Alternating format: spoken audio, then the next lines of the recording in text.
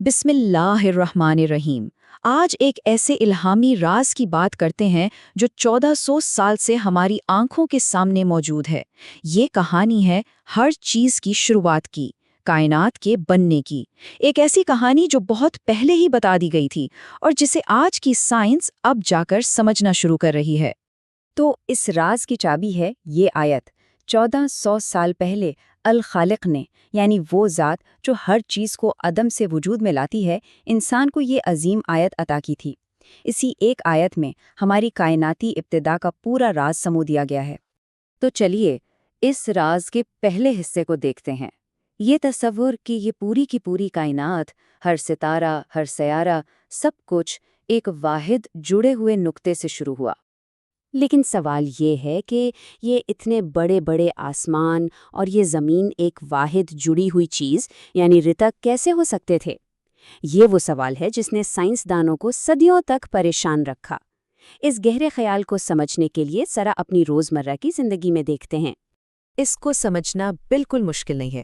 ذرا سوچیں، رائی کا ایک چھوٹا سا دانہ جس کے اندر ایک پورا درخت چھپا ہوتا ہے، یا پھر روٹی پکانے سے پہلے آٹے کا وہ گوندا ہوا پیڑا جس میں بہت سی روٹیاں بند ہوتی ہیں، یا ایک دبی ہوئی سپرنگ کو دیکھیں جس میں کتنی زیادہ طاقت قید ہوتی ہے، یا آگ کی وہ پہلی چنگاری جس میں پورا الاؤ جلانے کی صلاحیت ہوتی ہے، یا پھر سیاہی کا وہ ایک قطرہ جو کاغذ پر پھیلنے سے پہلے ایک نقطہ ہوتا ہے۔ ان سب میں ایک ہی بات ہے، ہر چیز ایک نقطے میں جڑی ہوئی بند تھی۔ پتہ ہے آج کی سائنس اس ابتدائی نقطے کو کیا کہتی ہے؟ وہ اسے سنگولیرٹی کہتی ہے۔ ایک اتنا چھوٹا، اتنا گرم اور اتنا کثیف نقطہ جہاں سے پوری کائنات پیدا ہوئی۔ سبحان اللہ! یہ تو بالکل وہی تصور ہے جسے قرآن نے 1400 سال پہلے رت کہہ دیا تھا، یعنی ایک جڑی ہوئی اکائی۔ اچھا، تو یہ سب کچھ جڑا ہوا تھا، تو پھر یہ الگ کیسے ہوا؟ وہ کون سا لمحہ تھا جب یہ جدائی ہوئی اور کائنات وجود میں آئی؟ قرآن کا لفظ ہے فتق، یعنی ہم نے انہیں جدا کر دیا۔ اب یہ کوئی افراتفری والا دھماکہ نہیں تھا، نہیں، بلکہ یہ ایک شاندار منظم پیدائش تھی۔ جیسے آٹا خمیر ہو کر آہستہ آہستہ اوپر اٹھتا ہے، یا جیسے ایک کلی دھیرے دھیرے کھل کر پھول بن جاتی ہے۔ یہ وہ لمحہ تھا جب صرف چیزیں ہی نہیں بنی بلکہ خود جگہ اور وقت نے بھی جنم لیا۔ اور جانتے ہیں سائنسدان اس عمل کو کیا کہتے ہیں؟ دی گریٹ ایکسپینشن، یعنی عظیم پھیلاؤ۔ قرآن کا لفظ فتقناہما یعنی ہم نے انہیں جدا کیا، اور سائنس کی یہ اصطلاح ان میں کتنی گہری مطابقت ہے۔ اچھا، تو کائنات بننا شروع ہو گئی، لیکن شروع میں یہ کیسی تھی؟ کس چیز سے بنی تھی؟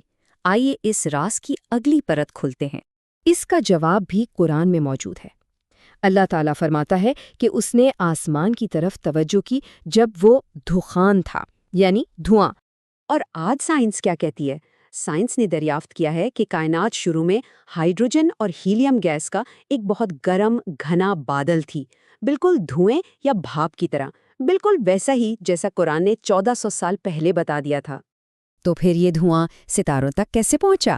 سب سے پہلا کام یہ ٹھنڈا ہوا، بالکل جیسے چولہے پر رکھا گرم پانی دھیرے دھیرے ٹھنڈا ہو جاتا ہے۔ پھر کشش ثقل نے اپنا کام دکھایا۔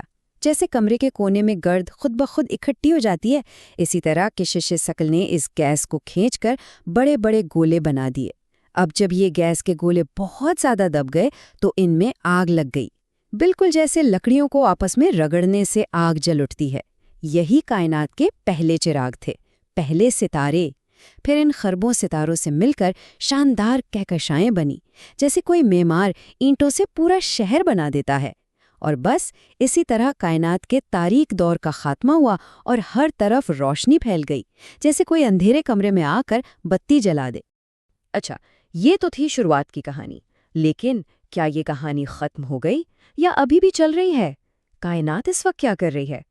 ذرا اس آیت کی طاقت دیکھیں۔ فرمایا، اور آسمان کو ہم نے قوت سے بنایا اور بے شک ہم ہی اسے وسعت دینے والے ہیں۔ یہاں ایک خاص لفظ ہے موسعون، اس پر غور کرنا بہت ضروری ہے۔ وہ لفظ موسعون۔ اب عربی زبان کی خوبصورتی دیکھیں۔ اس لفظ کا مطلب یہ نہیں کہ ہم نے پھیلا دیا یعنی کام ختم، نہیں، اس کا مطلب ہے ہم اسے مسلسل پھیلا رہے ہیں، ابھی بھی اسی لمحے میں جب ہم یہ بات کر رہے ہیں۔ یہ ایک ایسا لسانی معجزہ ہے جس سے سائنس نے 20ویں صدی میں جا کر دریافت کیا۔ ذرا اس ٹائم لائن پر ایک نظر ڈالیں۔ الہامی وحی اور انسانی دریافت میں 1400 سال کا فاصلہ ہے۔ قرآن نے 7ویں صدی میں ہی بتا دیا کہ کائنات پھیل رہی ہے۔ صدیوں بعد آئنسٹائن کی تھیوری نے بھی یہی کہا، لیکن انہوں نے خود اس پر یقین نہیں کیا اور بعد میں اسے اپنی سب سے بڑی غلطی کہا، اور پھر آخرکار 1929 میں ایڈون ہبل نے سائنسی طور پر ثابت کر دیا کہ وہ 1400 سال پرانی سچائی ہی اصل حقیقت تھی۔ تب ان سب باتوں کو جوڑ کر دیکھتے ہیں۔ ہم نے 2 کتابیں دیکھیں، ایک جو نازل ہوئی یعنی قرآن، اور ایک جو بنائی گئی یعنی کائنات، اور دونوں ایک ہی کہانی سنا رہی ہیں۔ تو سب سے اہم نقطہ یہ ہے، ایک طرف قرآن کہتا ہے رتق یعنی جڑی ہوئی چیز، دوسری طرف سائنس پہنچتی ہے سنگولیرٹی پر۔ قرآن کہتا ہے فتق یعنی ہم نے جدا کیا، سائنس اسے عظیم پھیلاؤ کہتی ہے۔ قرآن کہتا ہے دخان یعنی دھواں، سائنس کہتی ہے ابتدائی گیس۔ قرآن کہتا ہے موسعون یعنی ہم پھیلا رہے ہیں، اور سائنس کہتی ہے کہ ہاں کائناتی پھیلاؤ جاری ہے۔ سبحان اللہ، یہ کیسی حیران کن ہم آہنگی ہے۔ دیکھیں، بات یہ نہیں ہے کہ ہم سائنس کو کھینچ تان کر قرآن میں فٹ کر رہے ہیں، نہیں، بات اصل میں یہ ہے کہ سائنس اب جا کر اتنی ترقی کر پائی ہے کہ وہ ایسے اوزار بنا سکے جس سے وہ اس سچائی کو دیکھ سکے جو تو 1400 سال سے ہمارے سامنے تھی، اور یہ چیز ایک مومن کے دل میں الخالق کے علم پر یقین کو اور بھی مضبوط کر دیتی ہے۔ ٹھیک ہے، یہ ساری کائنات کی باتیں ہو گئیں، لیکن اس سب کا ہم سے کیا تعلق؟ ایک عام انسان کے لیے اس میں کیا سبق ہے؟ قرآن خود اس کا جواب دیتا ہے۔ یہ کہتا ہے کہ کائنات خود ایک آیت ہے، ایک نشانی ہے جو ہمیں سوچنے اور سمجھنے کی دعوت دیتی ہے۔ فرمایا، بے شک آسمانوں اور زمین کی پیدائش میں اور رات اور دن کے آنے جانے میں عقل والوں کے لیے نشانیاں ہیں۔ تو حاصل کلام کیا ہے؟ یہی کہ یہ جو کچھ بھی ہم اپنے ارد گرد دیکھتے ہیں، یہ کوئی اتفاقی حادثہ نہیں ہے، یہ ایک بامقصد، ایک متوازن تخلیق ہے جو غور و فکر کرنے والوں کے لیے نشانیوں سے بھری پڑی ہے۔ یہ اپنے بنانے والے کی طاقت، حکمت اور زبردست اندازے کی گواہی دیتی ہے۔ تو آخر میں ایک سوال صرف سوچنے کے لیے، اگر اتنی بڑی عظیم و شان کائنات کی شروعات ایک ننھے سے نقطے سے ہو سکتی ہے، تو ذرا سوچیں ایک انسان کے اندر سے کس عظیم مقصد کی شروعات ہو سکتی ہے۔